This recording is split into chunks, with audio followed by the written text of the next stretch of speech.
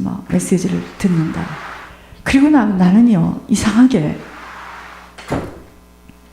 안 섞이고 못 섞이니까 아는 사람도 많지 않아요. 쉽지가 않아, 나는 사람이. 막 다른 사람은 막 빨리 가가지고 이름이 뭐예요? 어디서 왔어요? 나는 그걸 못하는 거야. 알아도 잘 못하는 거야. 그러니까 오해도 얼마나 많이 받는지. 틀린 잘못된 정보에 의해서. 근데 저는요, 이상하게 끝나고 나면 그 얼마 되지 않는 돈이 한 9만 원? 한 12만 원? 이렇게 이제 남아요. 그럼 이제 서울로 돌아가야 되는데 이 돈을 누구에게 주고 싶어 내가 못 견디는 거라. 그걸 주고 와야 돼, 전부 다. 그럼 내가 막 사람을 찾아요. 이걸 누구를 줄까? 그게 참 지금 생각해 보니까 이게 얼마나 감사한 일인지. 내 의의가 아니라 그것이 곧 천국 가는 길이었어요. 주고 싶어서 못 견디는 거야. 그러니까 아무개 전도사 사모님이 어디 갔느냐고 물으면 저기 지금 들어가 있다는 거야. 그럼 그 앞에서 기다려요. 이 사람 어안이 봉방해요. 사모님, 나 좀 잠깐만 봅시다. 그냥 아무 얘기도 묻지 말고 왜 그러느냐고 묻지도 말고 그냥 받으세요. 하나님 그 마음을 주셔요. 아주 작은 거예요. 아무것도 아니네요. 하고 그냥 손에다 쥐어주고 막 달려오고. 그러니까 하나님이 계속 섬기게만 하시더라고요. 제가 얼마나 무지하고 무식한가 들어보세요. 미국이라고 생각을 한 거야. 서울에서 이제 공주를 가야 되는 거야. 공주에서 그 교육자들이 이제 이렇게 모인다는 이야기를 제가 어떻게 들었어요. 나는 이게 미국이라고 생각을 한 거야. 그래가지고 공주에 가서 밥을 먹을 고기를 이런 이런 재료를, 왜냐면 가보니까 대전까지 가면 대전까지 차를 타요. 제가 서울에서 대전까지 가면 대전에서 어떤 전도사가 봉구차를 타고 오는데 얼마나 가난한지. 거기 이제 호박 뭐 이런 거, 감자 이런 걸 해가지고 이제 공주까지 가서 공주에서 이제 그런 집을, 누구 집이야, 거기서 이제 일주일 동안 그렇게, 거긴 다 목사님들만 모였어요. 거기를 이제 끼워준 거야. 앞으로 안수를 받을 것을 생각하시고 그냥 끼워줬어요, 저를. 억측이죠. 끼워줘도 가지 말아야지. 그 차도 없고 그런 사람이. 그래도 가야 되는 줄 알아요. 그럼 나중에 가서 보면은 이 밥이 진짜 웃겨요. 가지고 온 것은 재료는 얼마 없고 메시지를 하는 사람은 또 얼마나 힘이 들겠어요. 그러니까 내가 다음에 올 때는 고기를 좀 사가지고 와야 돼. 이게 미국을 생각한 거야, 미국을. 아니, 대전에도 코스코 있거든요. 생각이 없는 거야. 부족한 거예요. 서울에서 코스코에 가서 그걸 사다가 그 무거운 걸 가지고 택시를 타고 고속버스까지 왔다가,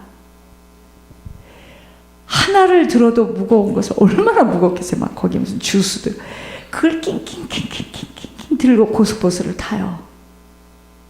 그 한국의 그 억척스러운 고속버스 사람들의 그 눈치를 보아가며 그걸 이제 차에다 태워가지고, 그러니까 사람들이 대전에서 나를 실어 날르러 온 사람이 깔깔대고 웃는 거. 전사님, 이거 여기도 코스코 있거든요. 그렇게 해서 그런 생각이 오늘 이렇게 나요. 왜 하나님께서 나는 뽑으셨을까? 나를 하나님께서 왜? 그러니까 저는 그 덕에요. 무슨 공주 이런 무슨 저 들판에 있는, 나 그런 데도 가봤어. 그 목회자들끼리 그걸 들어야 되는 그 속에. 여러분 생각해보세요. 외롭고 고독하고 슬픈 건 이루 말할 수가 없어. 그 집을 떠나와서 왜 돈을 줘도 그거 하라 해도 못하는 짓 아니에요? 그게 훈련이야. 그걸 타고 다시 서울로 올라와요. 피곤이라는 건 이루 말할 수가 없고, 진리를 찾아 헤매는 거야. 진리를 찾아. 다락방은 또 아니니까 이 다음 이건가 보다 하고 진리를 찾아서 막 헤매는 거예요.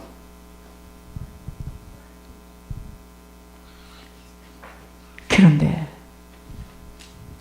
지옥에 가야 되는데 왜 나는 거기서 뽑으셨을까? 하나님께서 왜 나는 뽑아내셨을까? 그것 때문에 분명히 지금도 그쪽에 가 있었으면 나는 정확하게 지옥인데 나는 왜 뽑아냈을까?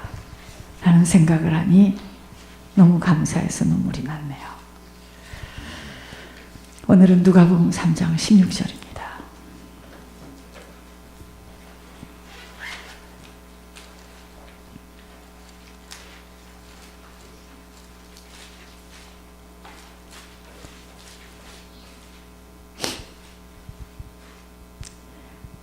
요한이 모든 사람에게 대답하여 이르되 나는 물로 너희에게 세례를 베풀거니와 나보다 능력이 많으신 이가 오시나니 나는 그의 신발 끈을 풀기도 감당하지 못하겠노라. 그는 성령과 불로 너희에게 세례를 베푸실 것이요 손에 키를 들고 자기의 타작마당을 정하게 하사 알곡은 모아 곳간에 들이고 쭉정이는 꺼지지 않는 불에 태우시리라. 오늘 제목은요, 성령과 불의 세례란. 도대체 주님은 성령과 불로 세례를 주시러 주님이 오셔서 지금 요한이 그러잖아요. 나는 그의 신발끈을 풀기도 감당하지 못하겠는데 너희들에게 앞으로 그가 성령과 불로 세례를 베풀 거라는 거예요. 그럼 뭐가 성령과 불로, 성령과 불의 세례란 뭐냐 이거예요. 이것이 저에게 가슴에 크게 와 닿았어요. 도대체 성령과 불의 세례라는 게 뭘까? 여러분, 아버지께서 말씀하심을 바로 깨닫지 못하고 그분의 의도와는 상관없는 신앙생활은 이제 우리 모두는 접어야 돼요. 접어야 됩니다. 헛수고를 하는 일이 없어야 하기 때문에 아버지와 상관이 없는, 아버지가 지금 말씀하고 있는 의도와 상관없는 신앙생활은 접어야 돼요. 접어야 됩니다. 그것이 바로 씨를 뿌렸는데 이 씨가 길가에 뿌려져서, 그쵸? 씨 뿌리는 비유에서 나왔잖아요. 씨가 길가에 뿌려졌어요. 사단에게 미혹되어서 말씀이 심령에 담아지지 못하여 항아리에 물을 담긴 담았는데 나중에 알고 보니까 항아리에 구멍이 나가지고 물이 다 새는 거야. 마치 항아리에 물을 아무리 담아도 구멍이 나서 새게 되면 다 흘러버리는 것처럼 우리들의 신앙생활이 헛수고가 되어짐이 한참 훗날에 아무것도 거두지 못하는 일들로 확인되어지는 그 일 때문에 우리는 하나님의 의도와 상관없는 신앙생활을 이제 접어야 돼요. 제가 아까 말씀드렸잖아요. 남편 훌륭한 수석 장로에다 전사님 굉장히 참하고 성실하고 착한 전도사님이에요. 그런데 왜 구원을 받지 못하고 지옥에 떨어졌을까요?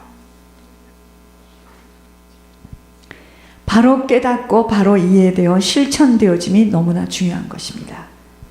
세례란, 이거 아버지께서 직접 말씀하셨어요.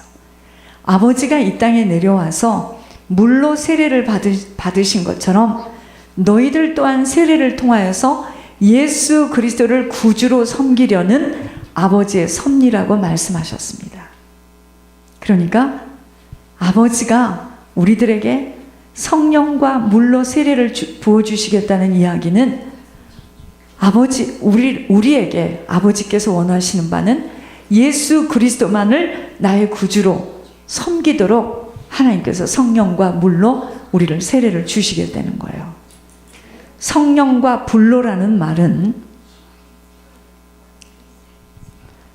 몸을 씻고 깨끗게 하여서 아버지가 원하는 영혼들에게 전하라는 겁니다. 아버지가 이 지구 땅 모든 이들에게 천국 오도록, 죄가 있어서는 천국을 못 들어가요. 육체적으로도 정신적으로도 깨끗하고 거룩하게 해서 죄를 씻고 흰 옷을 입고 아버지의 뜻을 전하도록 하라는 것입니다. 자, 여기서 지금 누가 중요하죠? 이렇게 전해야 되는 누가 지금 흰 옷을 입어야 되죠? 목회자들입니다. 성령과 불로 세례를 부어주시러 주님이 오셨는데 그 일을 대신 하도록 세워주신 주의 종들이, 그죠? 육체적으로 정신적으로 죄를 깨끗이 씻고 흰옷을 입고 전하라 이거예요. 그렇지 않을 때 사단이 비소해요. 성령과 불, 이것은 우리들의 힘으로 아니 되기에 성령 삼위일체 하나님 아버지의 아름다운 사랑을 덧입고 일을 하라는 거예요. 성령과 불은 육체적인 더러움을 회개하라는 뜻이에요.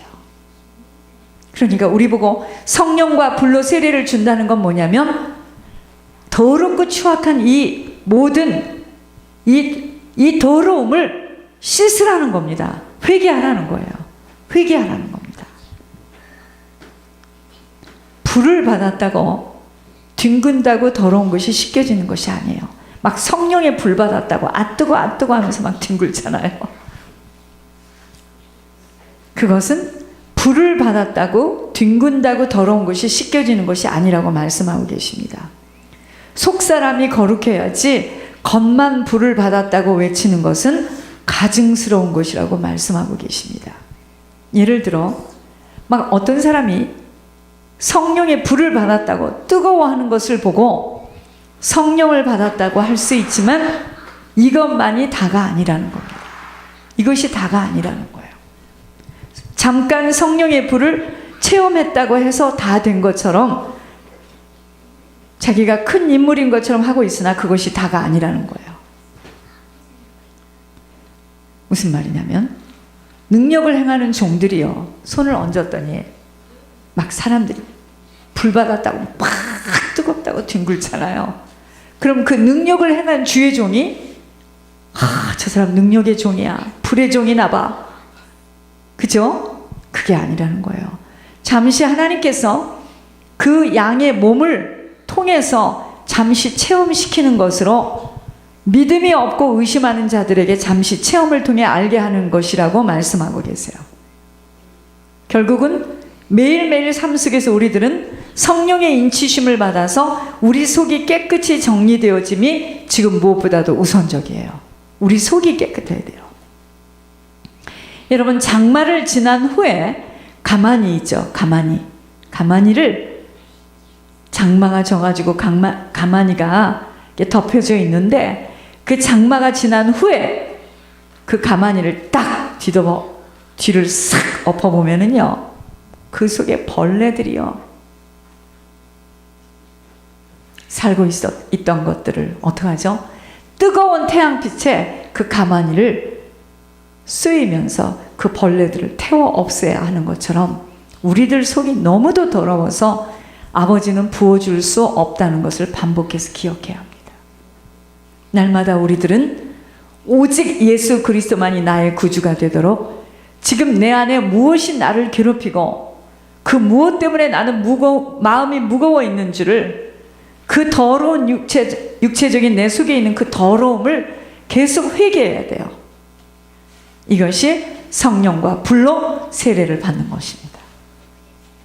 거의 다 우리는 예수 그리스도 때문에 괴로워하는 분은 없어요. 주님 때문에 괴로워하는 분은 없습니다. 모두 다 세상 것이에요. 그것이 바로 더러움이에요. 그 더러움을 자꾸 씻어내는이 세례입니다. 잘못 생각하여 잘못 판단하여 행동했던 그 모든 것들을 자꾸 돌이키며 통에 자복해야 하는 것이에요. 왜 예물이 비밀이라는 것이 비춰지지 못함은 죄사함을 받는 것은 피 흘림이 없이는 이루어질 수 없기 때문이에요. 그 부분을 지금 가려놨는데 회개는 말로 하는 것이 아니에요. 행함이 없는 믿음은 죽은 믿음이기에 죽은 믿음에 아버지는 역사하실 수 없다는 거예요. 죽은 믿음 속으로는 죽은 믿음을 가지고 있는 자에게 아버지는 움직일 수가 없는 거예요. 예수 그리스도의 보혈의 피는 우리 인류의 죄를 대신 사해야 하는 예물이에요.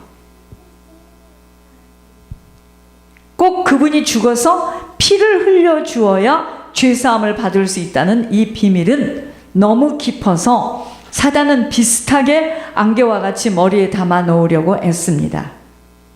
그분이요, 대신 우리들의 죄를 회개하시는 산 믿음의 헌신과 희생의 산물이 바로 우리에게 부활의 생명을 얻게 하신 거예요. 꼭 십자가를 짊어지셔야 했고, 그 고통의 대가로 오늘 우리들은 담대히 아버지 앞에 나올 수 있는 길을 걸어갈 수 있었던 것이지만, 날마다 이 길을 지속하여 걸어갈 때 아버지 나라에 들어가는 거예요. 아버지는 이 길을 여시고 오직 다른 것 바라보지 않아 다른 것 때문에 울지 말고 없어질 썩어질 것들, 헤어질 사람들 때문에 울고불고 하지 말라는 거예요. 그러한 것들은 유한한 것이에요. 무한한 것이 아니라는 거예요. 오직 영원한 생명 때문에 울고불고 투자하고 달려가라는 것입니다. 그래서 예배의 축복은 모든 것이에요. 예배 때마다 회개의 세례를 부어받아야 합니다.